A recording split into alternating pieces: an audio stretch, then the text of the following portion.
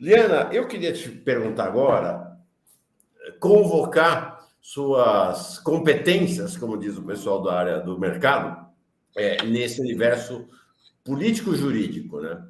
Então, te perguntar, o que o Bolsonaro falou lá no discurso na Avenida Paulista? Parece que há um consenso de que ele não falou nada que levasse a uma prisão preventiva, por exemplo.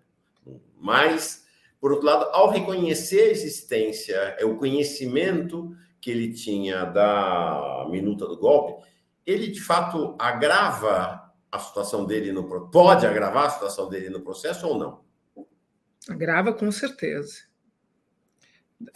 Primeiro, eu queria só fazer um comentário sobre a prisão preventiva. Não. A prisão preventiva é uma prisão cautelar. Nós estamos lidando com conceitos jurídicos abertos e indeterminados.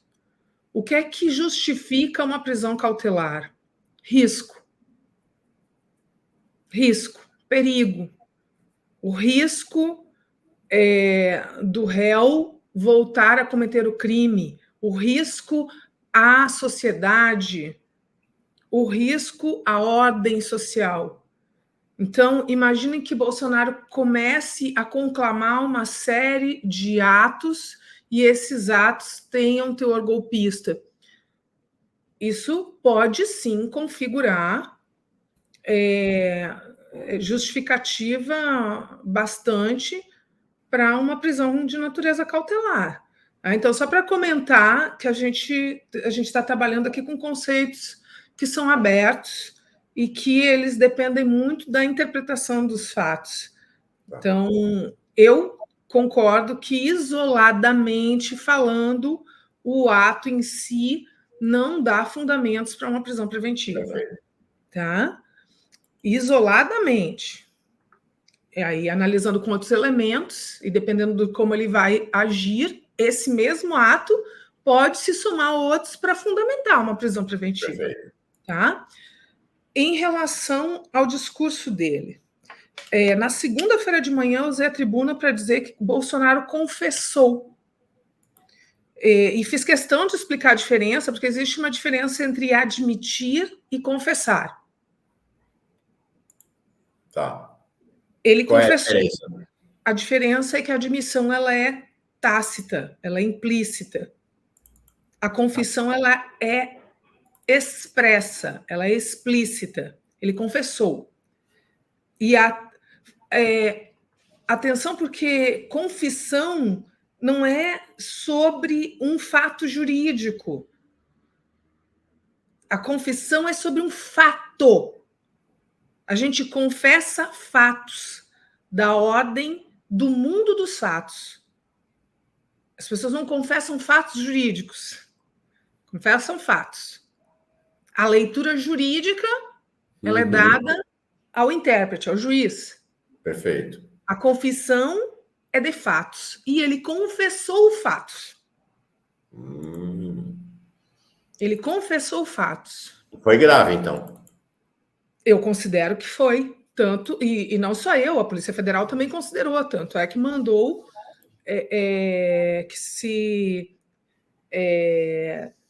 que trechos do discurso fossem transcritos e fizessem parte do inquérito em que ele é investigado, no Tempus Veritatis. Eu quero destacar aqui o primeiro fato mais óbvio que todo mundo percebeu é a minuta do golpe. Que, inclusive, ele defendeu. E eu fico feliz de ter a oportunidade, porque aqui eu posso conversar um pouquinho mais. Eu queria detalhar só um pouquinho essa questão da minuta do golpe, que ele defendeu. Ele demonstrou conhecimento, mas ele não disse a temporalidade em que ele teve acesso ao documento. A defesa já se manifestou, a defesa de Bolsonaro já se manifestou, dizendo que ele conheceu somente depois, porque no discurso dele ele não faz nenhuma referência temporal ao momento em que ele teve conhecimento. Tá? Então, é importante dizer, ele confessou, mas ele não fez referência à temporalidade. Tá? Por outro lado, ele faz um discurso de que, e esse discurso é um discurso que é muito bom para leigos. O que me assusta é que alguns advogados repetem esse tipo de discurso completamente destituído de fundamento jurídico de maneira muito acéfala. Dizendo que o golpe tinha previsão constitucional. Ora, em abstrato, tudo tem como previsão na Constituição. Estado de sítio, tudo tem previsão na Constituição. Sim. Mas desde que preenchidos os seus requisitos na esfera dos fatos. Se não forem preenchidos os requisitos, então nós temos crime.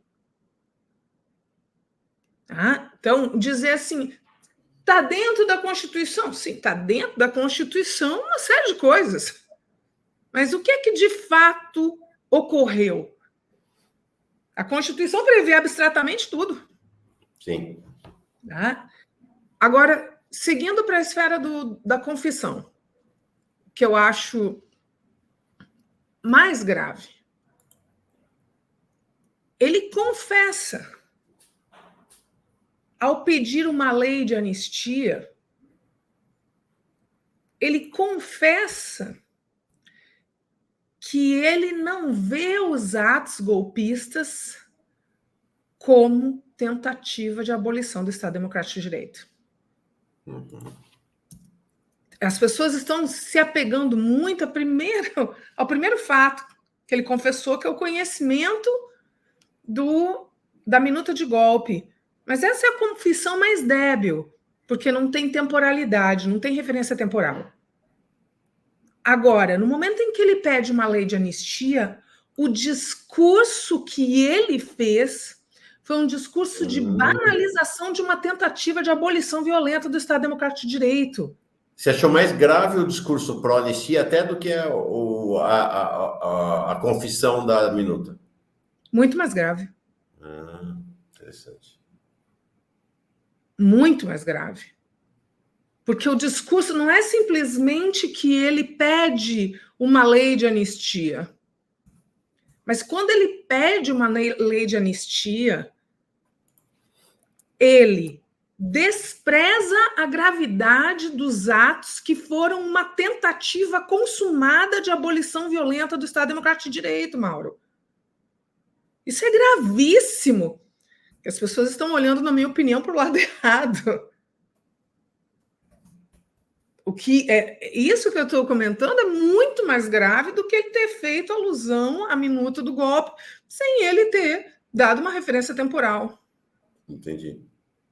Porque o discurso que ele fez todo foi um discurso de desprezo a uma tentativa consumada de golpe.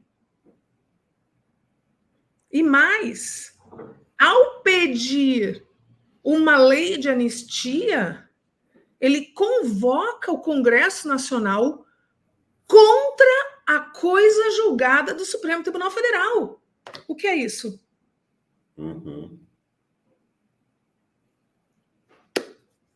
Entendi. No contexto em que o próprio STF é uma das principais ameaças dos golpistas, ele convoca o Congresso Nacional para fazer uma lei que confronta a coisa julgada. É claro que isso é muito grave e eu estou vendo as análises de outros comentaristas políticos e jurídicos e ainda não vi essa análise que eu estou fazendo. Eu estou fazendo aqui.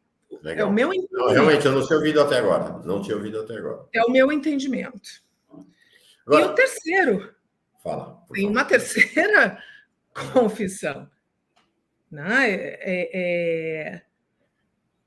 Ele confessa o conhecimento da minuta de golpe, mas sem referência temporal, então eu acho isso frágil. Ele pede a anistia, e com isso ele afronta afronta a coisa julgada. E, Mauro, você me desculpa, eu acho que é porque eu dormi só 2 horas hoje. Eu já vou concluir meu raciocínio, minha cabeça foi para outro lugar, perdão. Perdão, gente, perdão, me perdoem, por favor. Mas já eu vou botar minha cabeça foi inadequado. Mas tem o terceiro crime que ele cometeu. Terceira confissão que ele fez. Então, me desculpa, eu tive um lapso de memória. Perdão, mas já vai ver. Tá bom. Então, vou te fazer uma pergunta para encerrar. Nosso tempo já passou, a gente começou um pouquinho mais tarde, mas agora caminhamos já para o fim. Que é assim, a reação imediata do Alexandre de Moraes naquela palestra na segunda-feira na Faculdade de Direito, dizendo não é para baixar a guarda, nós não vamos baixar a guarda.